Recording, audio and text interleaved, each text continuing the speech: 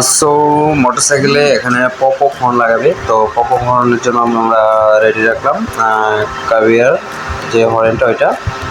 তো এখানে কীভাবে সেট করতে হবে আমি দুইটা সেট করছি, যাতে এটা হর্নও যাতে না দেখতে পারে বা পুলিশও যাতে না দেখতে পারে, সেজন্য হর্ন আমরা ভিতরে লাগাইছি।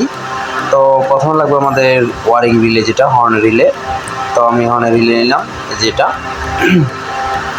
তারপর হচ্ছে আপনার কীভাবে আপনি রিলেটা লাগাবেন, ওই ফুল পজিশন আমরা ইয়ারতে দিয়ে রাখবো, একটা ছবি হিসাবে দিয়ে দিব। এই যে এটা হচ্ছে আপনাদের ম্যাপ, আপনারা চাইলে এটা দেখেও নিতে পারেন।